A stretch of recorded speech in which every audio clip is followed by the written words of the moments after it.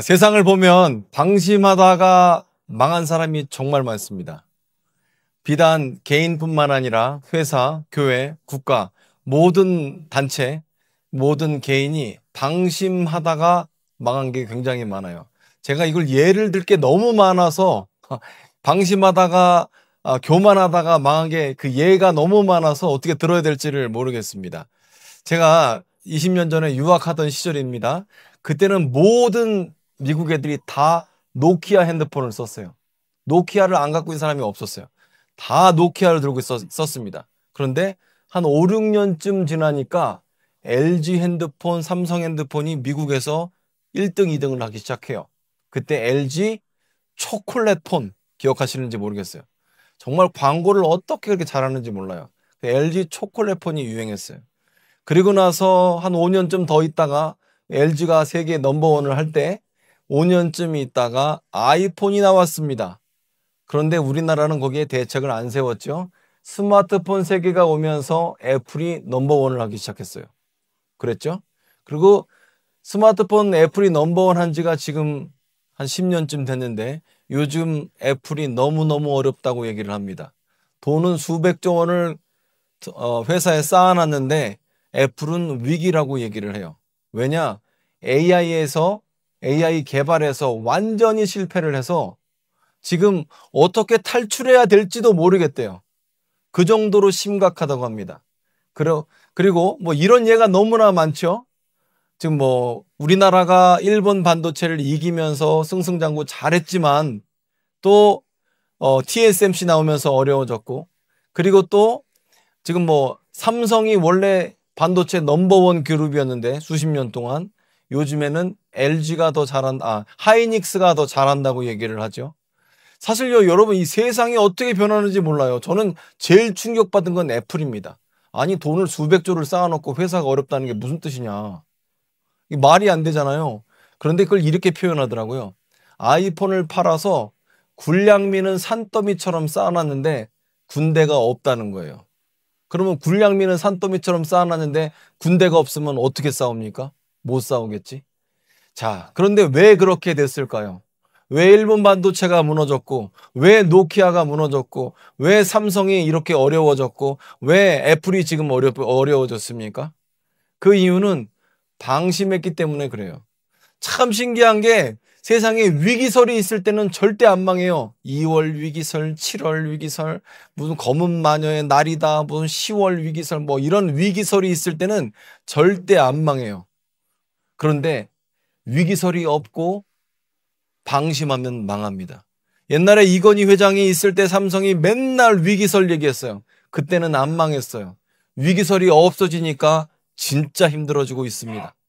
여러분, 근데 이걸 우리의 신앙에 대입할 필요가 있습니다. 여러분의 직장이나 기업이나 뭐 여러분 하고 있는 뭐 사업이나 마찬가지지만 이걸 우리의 신앙에도 대입할 필요가 있어요. 나는 지금 어떻게 하고 있는가? 나는 신앙에 대해서 방심하고 있는 건 아닌가? 내 신앙이 위기라고 생각하면 무너지지 않아요. 하지만 내 신앙에 대해서 괜찮다라고 생각한다면 그건 진짜 위기가 되는 것이죠. 자, 오늘 본문 로마서 12장 1절을 보게 되면 그러므로 형제들아 내가 하나님의 모든 자비하심으로 너희를 권하노니 너희 몸을 하나님이 기뻐하시는 거룩한 산 제물로 드리라. 이는 너희가 드릴 영적 예배니라 라고 말합니다. 그러므로 형제들아 내가 하나님의 모든 자비하심으로 너희를 권한다. 자, 그러므로라는 건 무슨 뜻일까요? 저는 성경을 볼 때나 뉴스를 볼 때나 뭘 볼 때 맥락을 중요하게 생각합니다. 물론 그 단어가 하고 있는 그 본질적인 심오한 뜻도 중요하지만 맥락과 아니면 앞뒤 전후가 중요하거든요. 그럼 12장에서 이 그러므로 형제들아 너희에게 하나님의 모든 자비하심으로 권하노니 너희 몸을 하나님이 기뻐하시는 거룩한 산제물로 드리라고 얘기를 했을 때 도대체 무슨 얘기를 하다 말고 산제물을 드리라라고 말하는 건지 알아볼 필요가 있겠죠. 그러면 11장을 보면 돼요. 11장에는 무슨 얘기가 나와 있냐면 감람나무 얘기를 합니다. 하나님이 참 감람나무, 좋은 감람나무인 이스라엘, 아브라함 자손을 내치시고 돌감람나무인 이방인인 저와 여러분을 선택하셔서 여러분을 거룩한 백성, 하나님의 자녀 삼으셨다라는 거예요. 그렇기 때문에 경계해야 된다, 조심해야 된다는 얘기 11장입니다. 그래서 원래는 우리가 복음으로는 하나님에게 원수되었었지만 하나님이 우리를 부르셔서 하나님의 자녀를 삼으셨다는 내용이 11장이고, 요 내용을 알기 위해서는 10장을 보면 되는데 10장에서는 사도 바울의 고민을 얘기해요. 사도 바울도 고민이 있거든요. 고뇌가 있어요. 그게 뭐냐면 사도 바울은 정말 아브라함의 자손인 이스라엘 백성, 유다 민족, 이 민족이 꼭 구원을 받았으면 좋겠는데 그렇지를 못한다는 거예요. 왜냐? 이스라엘 백성들은 어땠느냐 라면 하나님이 주신 이 성경을 보면서 성경이 가르치는 바 표지판인 예수 그리스도를 보지 못하고 표지판만 연구하고 있다라는 거예요. 표지판에 나와 있는 율법을 행하려고 하고 있고 율법을 통해 말하고 있는 예수 그리스도를 바라보지 못하고 있다라는 거예요. 그래서 그들의 교만 때문에 하나님이 내치시고, 그리고 그랬기 때문에 질투나게 하기 위해서 이방 민족이 예수를 믿게 되었다라는 얘기를 하고 있습니다. 하지만 그럼에도 불구하고 하나님께서 남은 자 7,000명을 두셨던 것처럼, 엘리야 시대 때 7,000명을 두셨던 것처럼, 바알과 아세라에게 절하지 않았던 7,000명을 두셨던 것처럼 믿음을 통해서 이스라엘 아브라함 자손 중에서 믿음을 통하여 구원받기로 예비된 사람들을 남겨두셨다라는 얘기를 해요. 그런데 너희들 이방인들은 11장으로 와서 너희들은 하나님께서 본 자손 이스라엘 자손 내치시면서까지 접붙임 되었으니 너희들 경계해야 된다. 왜냐하면 하나님은 이스라엘 백성도 내치실 정도다. 그렇기 때문에 교만하지 말고 12장 1절로 와서 그러므로 형제들아 하나님의 모든 자비하심으로 너희를 권하노니 너희 몸을 하나님이 기뻐하시는 거룩한 산제물로 드리라. 이것이 너희가 드릴 영적 예배니라 라고 말하고 있는 것이죠.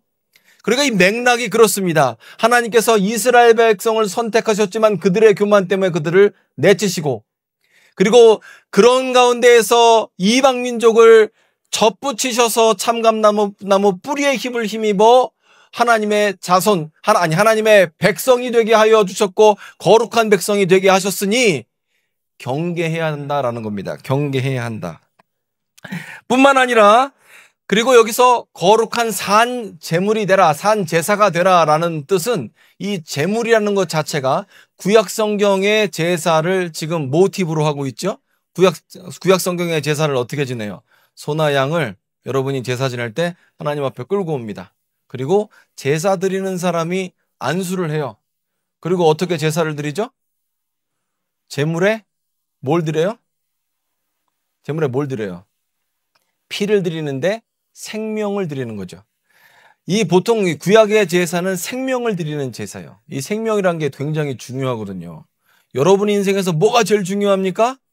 여러분의 부동산도 있고 여러분의 자녀도 있고 모든 게 중요하지만 제일 중요한 건 생명이죠. 생명이 없어지면 아무것도 없어지는 거는과 똑같아요. 마찬가지로 제물을 하나님 앞에 가져와서 생명을 드려요. 발만 드리는 게 아니라, 또 머리만 드리는 게 아니라, 가죽만 드리는 게 아니라 생명을 드리고 번제로 완전히 다 태워드리죠. 그 얘기는 뭐냐면 우리가 거룩한 산제물이 되었다라는 것은 저와 여러분의 삶의 일부분을 드리는 게 아니라 전체를 얘기하고 있는 겁니다. 밀가루 한 푸대가 있으면 여기서 한 푸대 퍼서, 요만큼 퍼서, 한 바가지 퍼서 요거는 하나님 거, 이 의미가 아니라 제물을 드린다라는 것은 생명을 드리고 전체를 드린다는 거예요. 그렇기 때문에 여러분 주일날만 예배하는 날이 아니라 여러분 일주일 내내가 예배하는 날이고, 여러분이 제물로 드려져야 되는 날은 여러분의 일상이다라는 거예요. 일주일에 한번 교회에 오면 되는 게 아니라 여러분 삶의 전체가 예배가 되어야 하는 것이죠. 자, 그렇기 때문에 여기서 사도 바울이 말하는 것은 무엇이냐면, 저와 여러분이 본 민족인 이스라엘 민족까지 하나님께서 내치시면서 어두운 데서 우리를 불러내서 하나님의 제사장으로 만드셨다는 겁니다. 베드로전서 2장 9절 말씀을 보면 너희는 택하신 족속이요 왕 같은 제사장이요 거룩한 나라요 그의 소유된 백성이니 이는 너희를 어두운 데서 불러내어 그의 기이한 빛에 들어가게 하신 자의 아름다운 덕을 선포하게 하려 하심이라. 이렇게 말하고 있습니다. 어두운 데서 우리를 불러내어서 하나님의 영광을 찬송하게 하게끔 우리를 거룩한 백성으로 만드셨다라는 거예요. 누구를 내치고요? 원래 선택되었던 아브라함 자손들, 후손들을 내치시면서까지 저와 여러분을 선택하셨고 그의 영광을 찬송하게 하셨다라는 겁니다. 그래서 구원받는다라는 것은 결코 당연한 것도 아니고 공짜도 아니고 하나님께서 정말 많은 희생을 치르셔서 교만한 자를 내치시고 겸손한 자를 선택하시는 그분께서 우리를 하고 많은 사람들 중에 선택하여 그의 백성으로 삼으신 겁니다. 그리고 뿐만 아니라 그 하나님의 선택에는요, 하나님의 은사는 하나님의 부르심에는 후회하심이 없다고 했습니다. 그렇기 때문에 그 은혜 가운데 있는 우리는요, 두렵고 떨리는 마음으로 주님 앞에 예배해야 돼요. 자, 이게 두렵고 떨리는 마음이 뭐냐고 그러면 저는 거룩함이다라고 봅니다. 근데 이게 밸런스가 진짜 안 맞아요. 거룩함과 은혜는 항상 보면 밸런스가 안 맞아요. 은혜 가운데 있는 사람들은 하나님의 은혜 가운데 있습니다. 너무 좋아요, 너무 좋아요 하고 끝나요. 거룩한 가운데 있는 사람들은 하나님의 심판이 무섭고 진노가 무서워요. 근데 이 밸런스가 안 맞아요. 그런데 하나님께서는 구원받은 우리에게 이 두 가지를 다 갖기를 원하세요. 물론 하나님의 은혜 가운데 우리는 하나님의 백성이 되었습니다. 어두운 데 있다가 우리는 빛 가운데 있게 되었습니다. 하지만 우리는 방심하지 않아야 합니다. 하나님께서 우리에게 맡기신 사명을 잘 감당해야 한다는 것이죠. 여러분, 사도 바울을 보면, 오늘 로마서 봤죠? 사도 바울을 보면 그의 생애 가운데 참 재밌는 부분이 있어요. 우리 디모데전서 1장을 보게 되면 사도 바울은 원래 비방자이고 폭행자이고 박해자였습니다. 예수 믿는 사람들을 잡아다가 가두고 때리고 죽일 때 증인으로 섰던 사람이 사도 바울이었어요. 그런데 그 사람이 하나님의 부르심 가운데에서 예수님을 믿게 되고 나서 나 예수 믿었어. 이게 끝이 아니에요. 예수 믿었어 끝 이게 아니라 사도 바울은 어떻게 얘기하고 있냐면 디모데전서 1장 16절 말씀을 제가 읽겠습니다. 그러나 내가 긍휼을 입은 까닭은 예수 그리스도께서 내게 먼저 일체 오래 참으심을 보이사 후에 주를 믿어 영생 얻는 자들에게 본이 되게 하려 하심이라. 영원하신 왕 곧 썩지 아니하고 보이지 아니하고 홀로 하나이신 하나님께 존귀와 영광이 영원토록 무궁하도록 있을지어다. 아멘. 아들 디모데야, 내가 내게 이 교훈으로서 명하노니 전에 너를 지도한 예언을 따라 그것으로 선한 싸움을 싸우며 믿음과 착한 양심을 가지라. 어떤 이들은 양심을 버렸고 그 믿음에 관하여 파선하였느니라. 아멘. 이게 재밌는 부분이 믿음을 받고 구원받았는데 어떤 사람은 그 믿음에서 어떻게 됐대요? 잘 됐고 어떤 사람은 어떻게 됐대요? 파선해버렸다는 거예요. 우리는 생각할 때 나 구원받았으니까 믿음으로 고백했으니까 나 천국 가는 거 아니냐. 근데 여러분, 천국은 구원 티켓이 아니거든요. 천국은 내가 비행기 티켓 사는 것처럼 그렇게 하는 게 아니다라는 거예요. 오히려 천국 간다, 믿음 안에 있는 것은 하나님 나라 안에 내가 들어가는 입장이 되었다는 뜻이죠. 디모데후서 4장 1절부터 8절 말씀을 보겠습니다. 제가 읽겠습니다.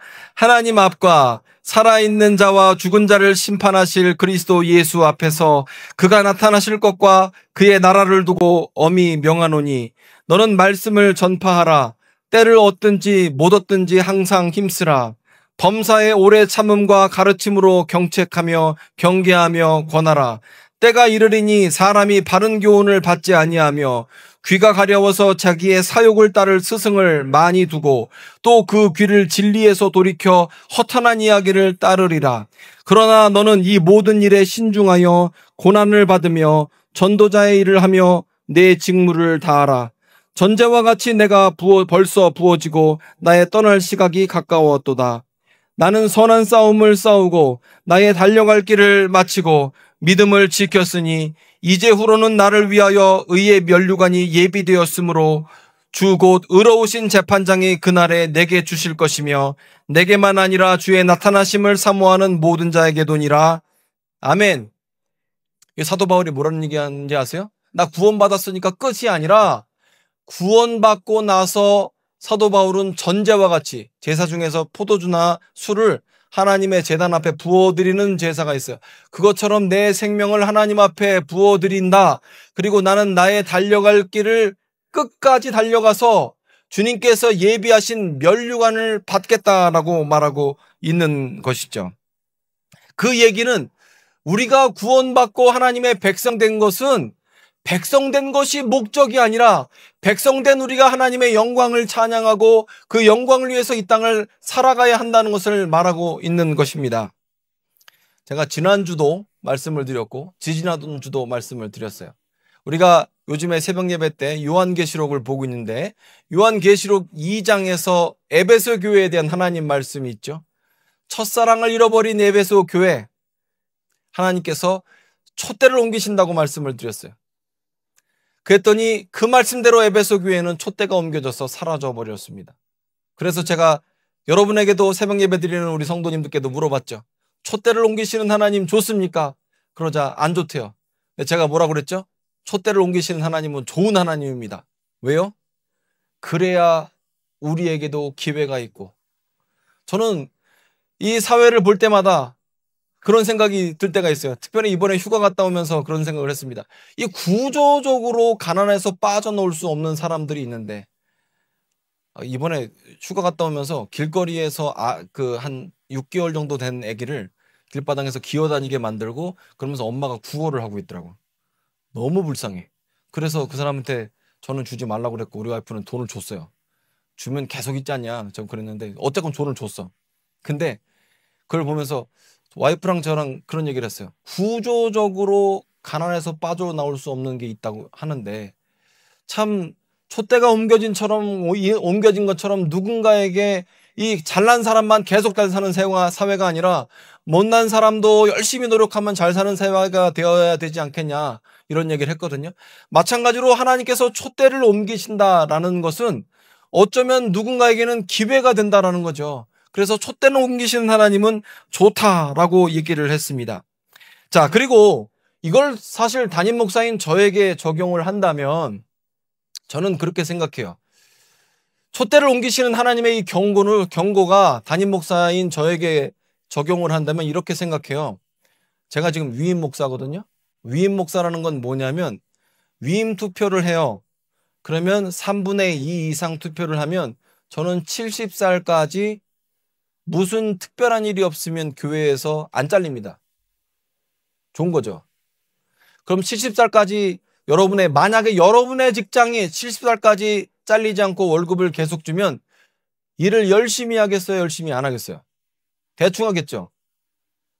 담임 목사가 70살까지 위임이 되면 대충 하겠죠. 아니에요, 목사님. 우리 목사님은 열심히 할 거예요. 이렇게 말해야 된다고 몇 번 얘기해, 진짜. 그런데 사람은 그렇지 않아요. 저는 위임 목사 재신임 투표 꼭 필요하다고 생각해요. 그리고 실제로 그런 교회에서도 제가 일을 해보니까 그게 담임 목사 죽이는 것 같죠? 재신임 투표가 아니에요. 그게 교회를 살려요. 담임 목사가 안주하고 방심하고 교만하는 게 아니라 언제 잘릴지도 모른다고 생각하는 게 차라리 교회가 발전이 되고 하나님 나라 확장이 된다는 겁니다. 믿으시면 아멘 한번 할까요? 이걸 여러분에게 적용을 하셨으면 좋겠어요. 목사 되면 끝입니까, 여러분? 장로 되면 끝이에요? 권사 되면 끝입니까? 권사가 되는 게 목적이에요? 안수십사가 되는 게 목적입니까? 아니잖아요. 제가 위임 목사 되는 게 목적입니까? 여러분, 결혼도 그렇잖아요. 남자와 여자가 결혼을 하면 결혼식이 목적이 아니지 않습니까? 행복한 가정, 하나님이 꿈꾸시는, 아니면 정말 하나님께서 예비하신 아름다운 가정이 되는 게 목표잖아요. 결혼식이 목표일 수 없습니다. 위임 목사가 목표일 수 없어요. 안수 집사, 권사, 장로가 임직이 목표일 수 없습니다. 왜?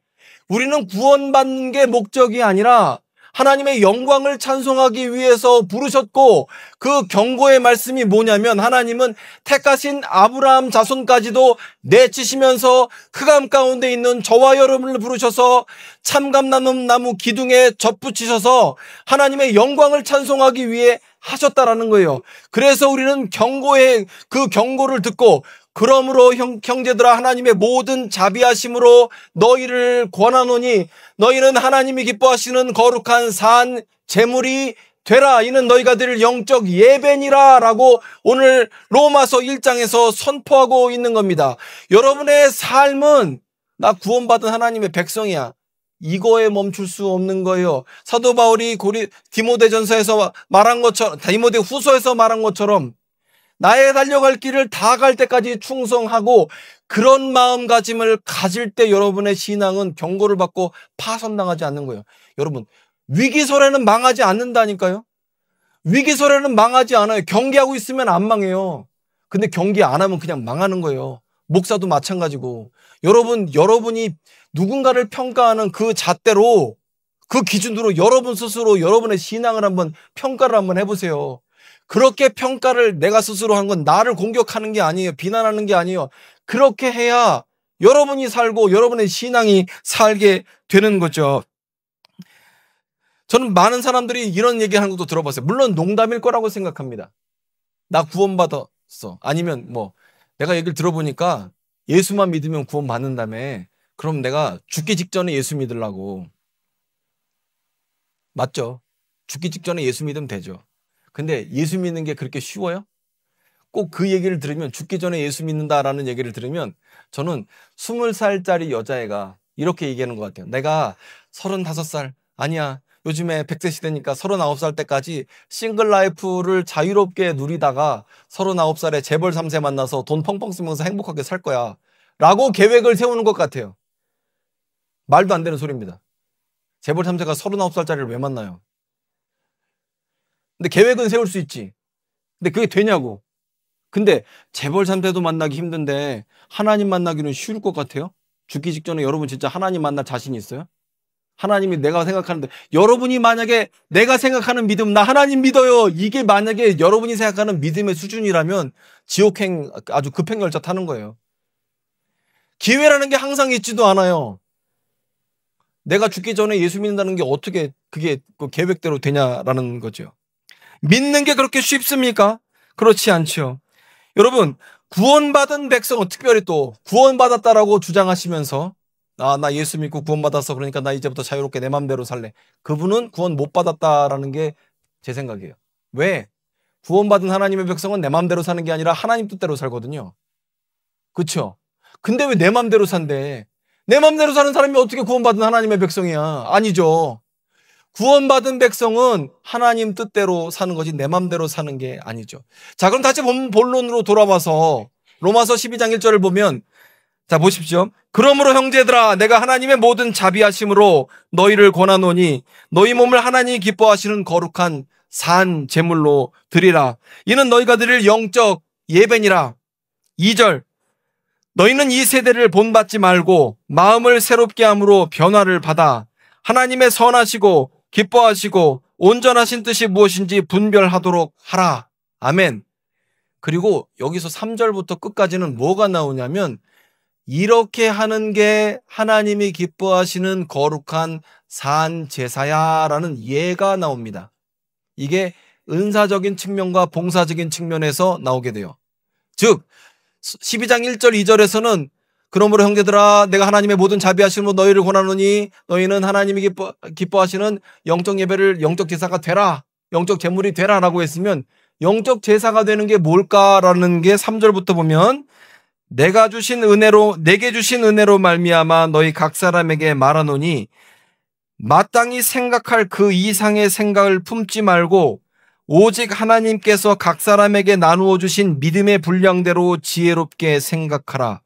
우리가 한 몸에 많은 지체를 가졌으나 모든 지체가 같은 기능을 하는 것이 아니니 이와 같이 우리 많은 사람이 그리스도 안에서 한 몸이 되어 서로 지체가 되느니라.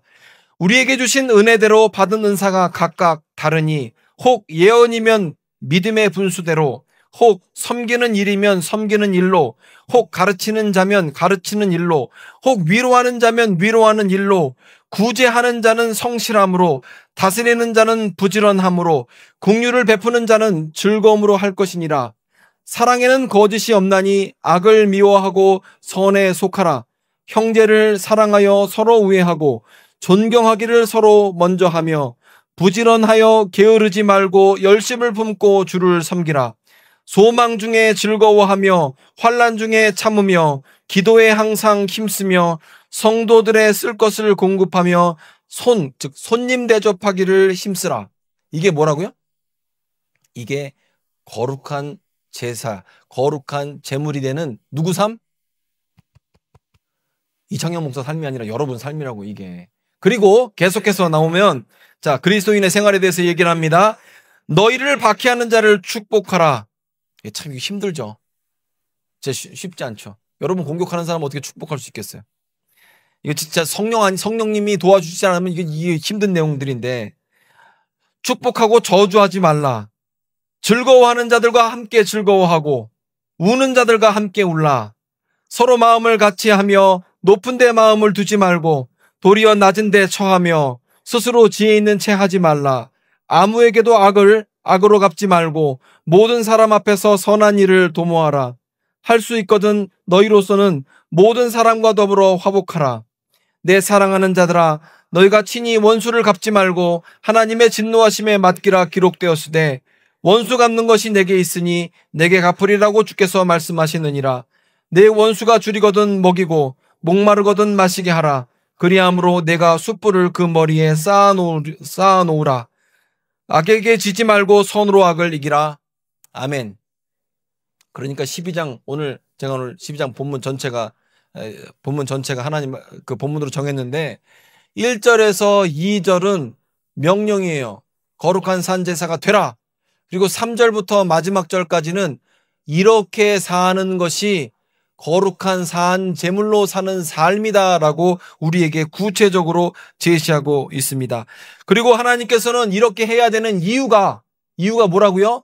11장과 10장을 볼 때 하나님께서는 심지어 아브라함의 후손인 이스라엘 백성까지도 내치시면서, 남은 자들 있지만 내치시면서 이방 민족을 돌 감람나무인 우리를 참 감람나무에 접붙이셨고, 그렇기 때문에 우리는 더욱더 교만하거나 자만하거나 나태하거나 안일하게 나 구원받았으니까 됐지 라는 식으로 유대인들이 그렇게 망했던 것처럼, 바리새인들이 그렇게 망했던 것처럼 하지 말고 거룩한 산제물이 되라라고 말씀하고 있는 겁니다.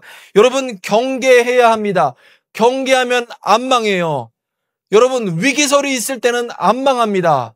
여러분의 신앙을 체크를 하십시오. 그리고 위기설을 불어 넣으십시오. 내가 이러면 안 되지. 내 직분이, 내 신앙의 연륜이, 내게 주신 하나님의 은혜가 이런데 내가 이러면 안 되지. 경계해야 합니다. 여러분, 오늘 말씀을 통하여서 저와 여러분이 하나님이 기뻐하시는 거룩한 산 제물이 되기를 원합니다.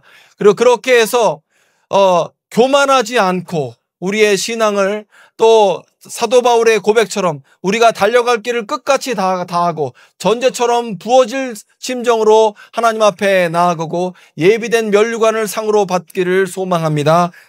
기도하겠습니다.